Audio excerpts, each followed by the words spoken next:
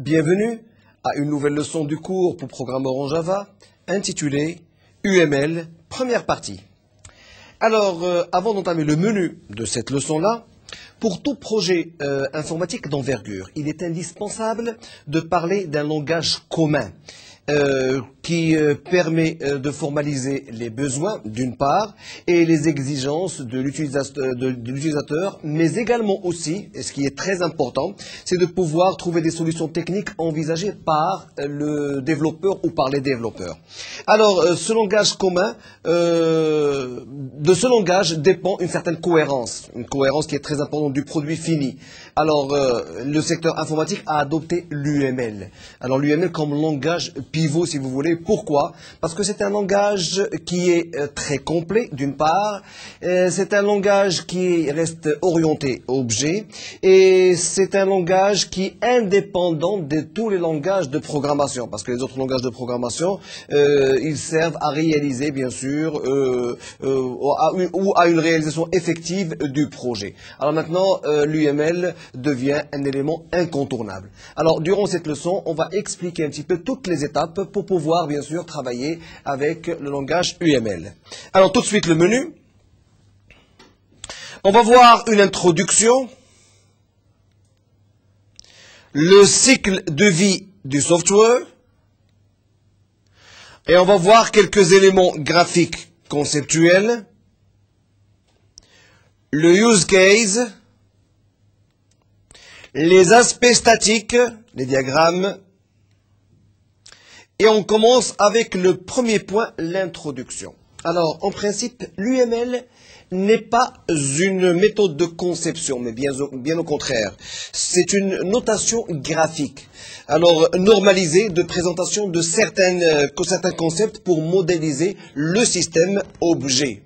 Alors, en principe, en particulier, l'UML ne précise pas une suite ou dans quel ordre, comment vont être suivis, si vous voulez, et la conception et les différents diagrammes. C'est ça l'avantage par rapport à d'autres systèmes de conception, c'est-à-dire que vous pouvez travailler les diagrammes comme vous voulez et qui restent indépendants.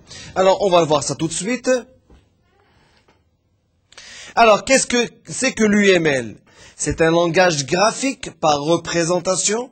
Et c'est un système qui reste orienté objet. En utilisant une notation commune, des graphes, des nœuds, des arcs, ainsi que des relations visuelles. C'est un langage qui est extensible, qui est indépendant du processus. Alors on va voir maintenant le cycle de vie du software. Alors, vous, en tant que programmeur, et comme vous devez le savoir, une application ou un programme donné, il a bien un cycle de vie, c'est-à-dire depuis sa création, sa conception, si vous voulez, jusqu'à sa maintenance et jusqu'à la fin de ce programme-là. Alors maintenant, effectivement, il y a plusieurs étapes. Il y a l'étape de conception et l'étape de programmation. Il y a parfois des étapes de programmation qui sont entamées bien avant l'étape de conception, et ainsi de suite.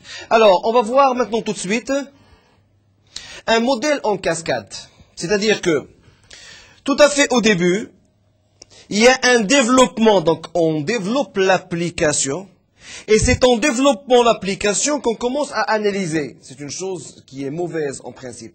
On doit analyser d'abord avant de pouvoir programmer. Mais le problème qu'il y a, c'est qu'il y a peu de gens qui pensent à ça. C'est-à-dire qu'en principe, on doit penser tout d'abord à préparer un cahier de charge. Et puis, après avoir établi le cahier de charge, penser à l'analyser et sortir avec des éléments qui peuvent nous permettre de, bien sûr, entamer notre programmation. Donc, l'analyse reste une chose très importante qui doit être faite bien au préalable avant de pouvoir commencer la programmation. Alors, le développement, à partir du développement, donc, il y a l'analyse, il y a le projet, il y a la réalisation du projet, et puis le test.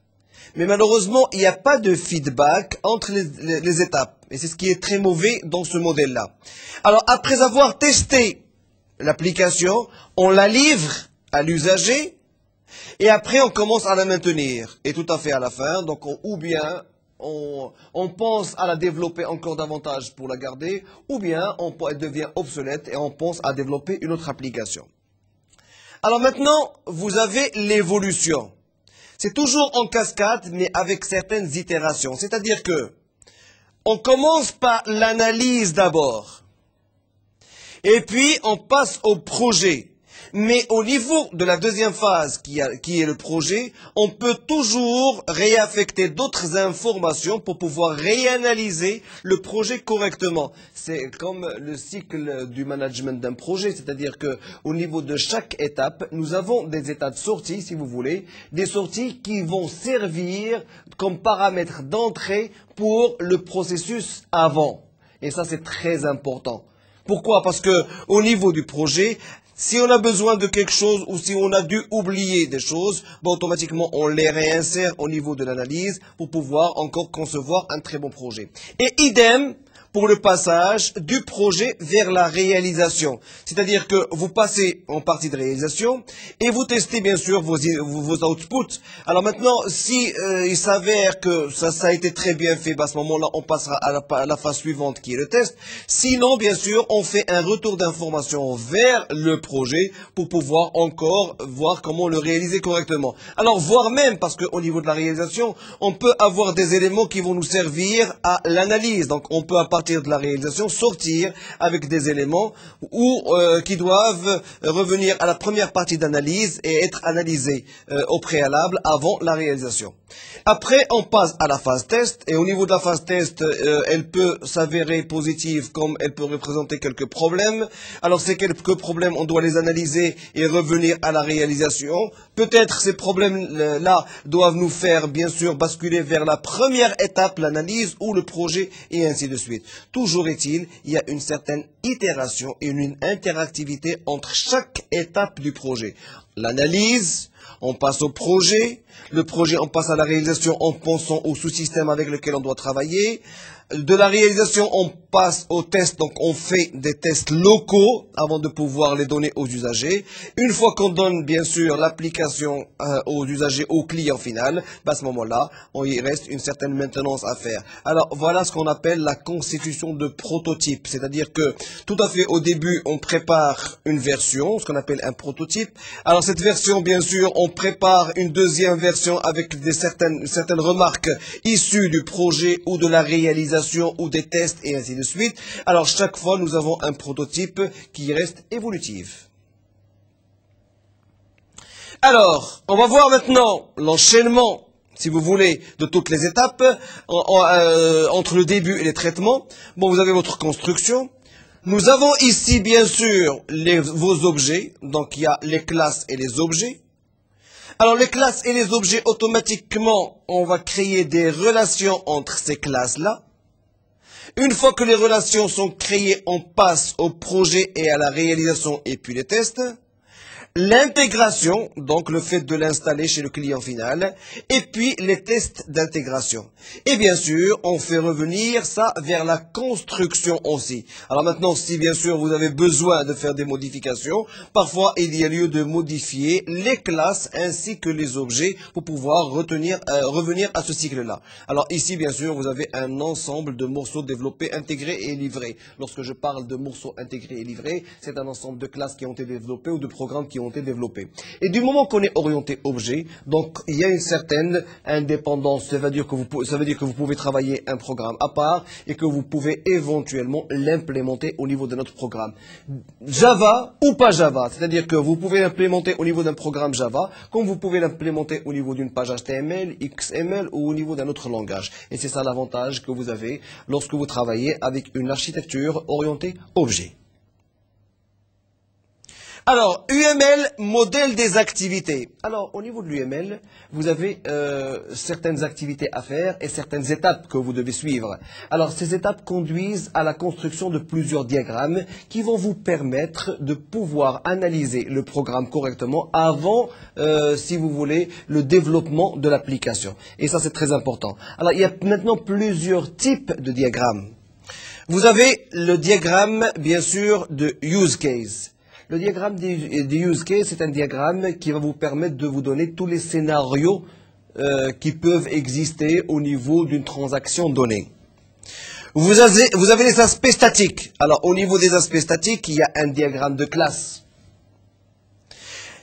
Au niveau des aspects dynamiques, il y a un diagramme de states et un diagramme d'activité. Au niveau de la collaboration entre les objets, vous avez un diagramme de séquence ainsi qu'un diagramme de collaboration. Et puis, lorsqu'il s'agit des aspects physiques, cette fois-ci, à ce moment-là, on aura besoin de diagrammes de comportement et des diagrammes de déploiement. Le use case. Alors, scénario.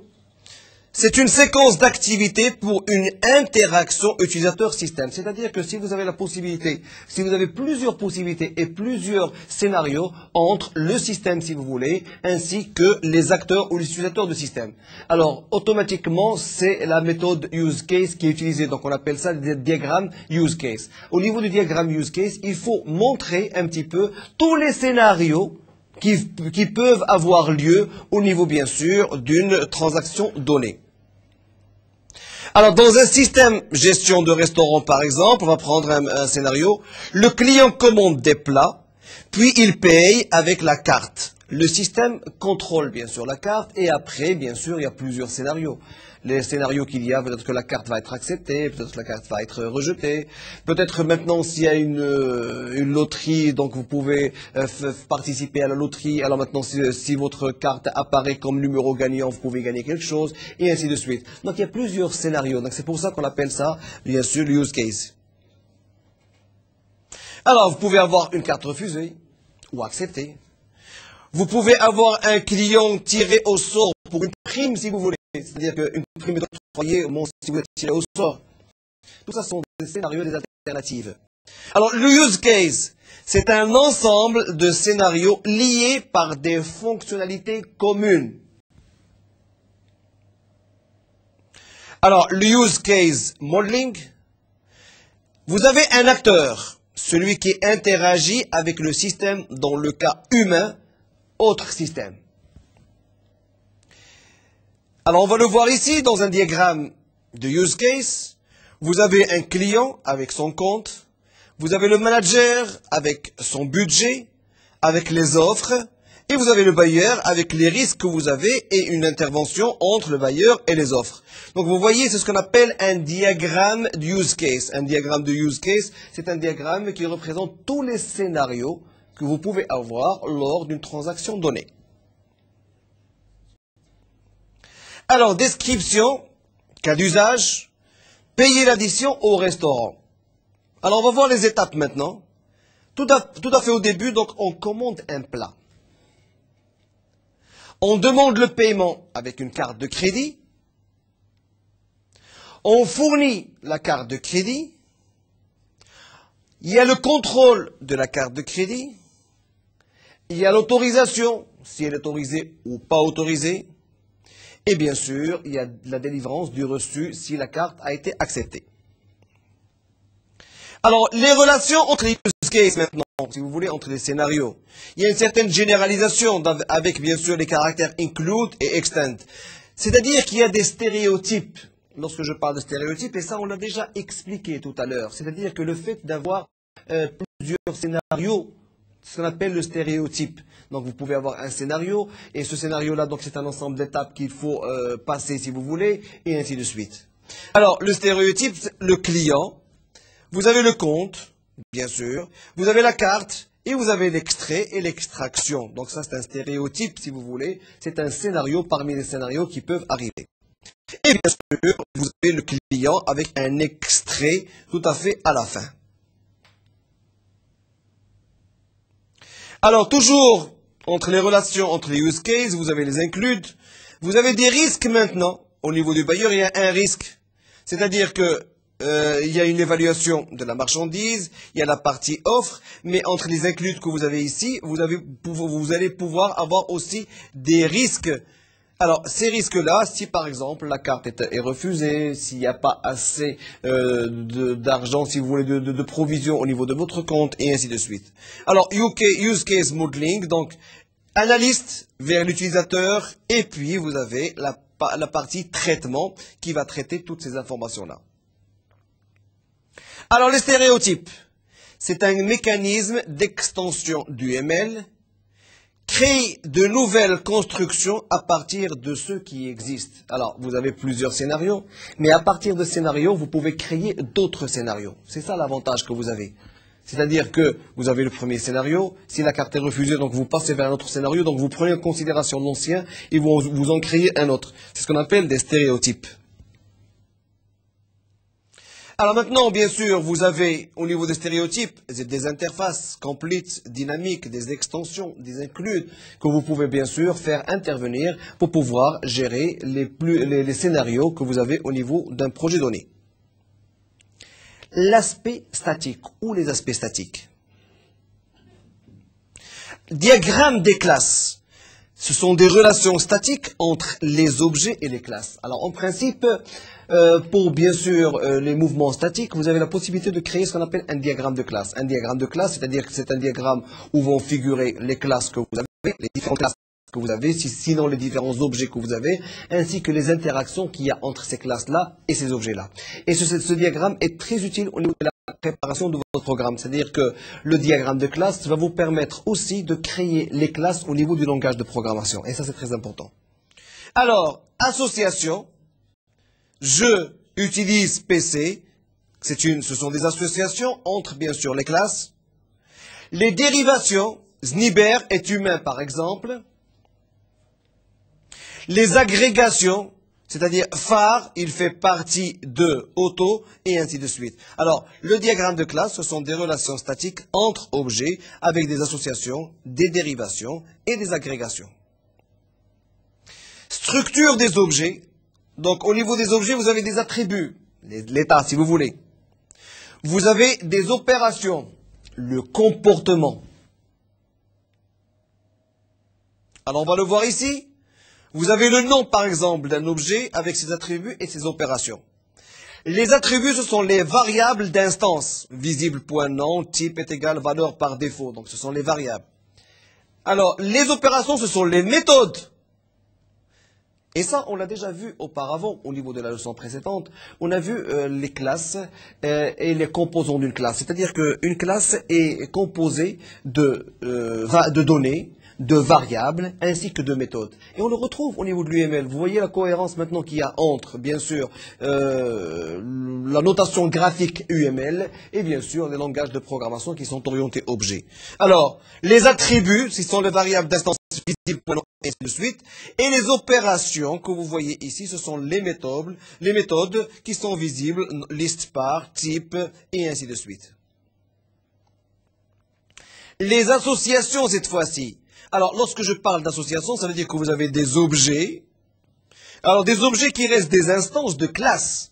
Alors, vous avez le client avec les variables, avec les méthodes. Vous avez la commande avec les variables et les méthodes. Vous avez, par exemple, l'assemblage avec, bien sûr, les variables et les méthodes. Et vous avez les associations entre, bien sûr, les objets-là. Alors, entre client et commande, donc il y a une certaine multiplicité. Pourquoi? Parce qu'un client peut avoir plusieurs commandes. Et la même chose entre les commandes et les pièces, si vous voulez, et ainsi de suite. Alors, les contraintes, si vous voulez, ce sont les propriétés explicative. Certaines établies utilisables, ordered par exemple, frozen, read only qui n'est pas standard, abstract pour faire abstraction et pour ne choisir que les éléments dont vous avez besoin pour bien sûr votre programmation. Et sinon, il y a bien sûr d'autres méthodes que vous pouvez faire intervenir. Alors maintenant la généralisation. Alors vous voyez ici, on reprend les classes. Vous avez une classe client avec les variables et avec, bien sûr, les programmes, les petits programmes ou les procédures, ce qu'on appelle les méthodes, qui vont avec. Vous avez l'entreprise avec, bien sûr, toutes les informations conçues et, bien sûr, vous avez des informations ou des itérations entre les classes que vous avez ici. Vous pouvez avoir multiples, si vous voulez, contacts entre les objets, comme vous pouvez avoir des objets à simple contact. Alors là, bien sûr, vous avez la dépendance d'une classe qu'on appelle la classe humain. Le diagramme d'objets. Donc, c'est une photographie des objets actifs à un moment donné. Parce que lorsque vous êtes orienté objet et lorsque vous voulez programmer, vous programmez au niveau d'un instant donné. Donc, au niveau d'un instant donné, quels sont les objets qui doivent intervenir? Et c'est ce qui est très important. Alors, vous avez par exemple le calculateur, une fenêtre et le cercle. Si on prend l'exemple, par exemple, d'un programme qui va faire le calcul, si vous voulez, de l'aire ou du périmètre d'un cercle, si vous voulez. Alors, vous avez ici, bien sûr, des relations entre la fenêtre et le cercle, avec des attributs. Et bien sûr, vous avez l'analyse d'un autre point de vue. Donc, vous pouvez ajouter, il y a un moyen de déplacer et des attributs. C'est le plus important au niveau de ce diagramme-là. Alors, bien sûr, vous avez la possibilité de passer des attributs entre le calculateur et le cercle pour pouvoir, bien sûr, avoir le résultat final qui est le calcul de l'aire ou du périphérique du cercle-là. Et bien sûr, vous avez aussi une relation entre la fenêtre de dialogue, si vous voulez, du cercle et le calculateur. Les agrégations. Alors, vous avez votre polygone qui est là. Vous avez votre cercle qui reste une classe avec toutes les informations, les variables, ainsi que, bien sûr, les méthodes. Vous avez le style qui est entre les deux. Donc, vous avez une partie ici et vous avez le tout de cette manière-là. Et vous avez, bien sûr, le point ou les points ici avec, bien sûr, une certaine relation entre les deux, entre les polygones et les cercles. Ça s'appelle maintenant l'agrégation. Alors maintenant, effectivement, entre les polygones et le point, donc il y a une forte composition, alors qu'entre les polygones et ici, il y a une faible composition. Le diagramme des classes, les concepts avancés. Donc, programme objet avec scope de classe, instance, et les associations qualifiées. Il y a une certaine classification multiple et dynamique des éléments. Et puis, des classes d'association. Et l'interface est classe abstraite. Alors, la classification multiple et dynamique, on la voit ici au niveau de ce schéma-là. Vous avez la classe humain. Alors, la classe humain, à partir de ces classes, nous avons des sous-classes. Ingénieur, manager, salarié, si vous voulez, et ainsi de suite. Et à partir de là, vous avez des objets. Alors, des objets qui restent des instances de ces sous-classes-là. Alors, bien sûr, vous pouvez avoir des informations discriminantes, incompatibles au niveau de votre diagramme. Mais il faut toujours les montrer pour pouvoir, bien sûr, pouvoir les prendre en considération au niveau de votre programmation finale. Alors, l'interface est classe abstraite. Alors, vous avez votre polygone pour le calcul d'aire, qui va dialoguer avec toutes les figures géométriques, parce qu'ils dépendent, parce qu'un polygone, c'est une figure géométrique. Et puis, vous avez bien sûr tout l'interfaçage, la fenêtre, l'interfaçage, et bien sûr, toutes les possibilités que vous avez. Parce qu'au niveau de l'UML, en principe, vous devez montrer, et on va en voir un exemple concret au niveau de la leçon suivante. C'est-à-dire que vous devez prendre en considération tout ce qui va se passer au niveau de la programmation, tant au niveau calcul qu'au niveau présentation. C'est-à-dire que nous voulons calculer une surface, par exemple, d'un cercle, alors toutes les étapes à suivre. Même les étapes, si vous voulez, de l'affichage, il faut les mentionner. Il va nous falloir un écran. Cet écran-là doit nous mentionner, il doit nous donner un message. Ce message avec des boutons. Et tout ceci, il faut le prendre en considération pour que vos programmations soient complètes. Et enfin, vous avez bien sûr la fenêtre polygonale qui dépend bien sûr de la fenêtre d'interface, bien sûr avec laquelle l'utilisateur va dialoguer, et qui dépend bien sûr de la classe polygone qui elle-même est une sous-classe, si vous voulez, de la classe figure géométrique.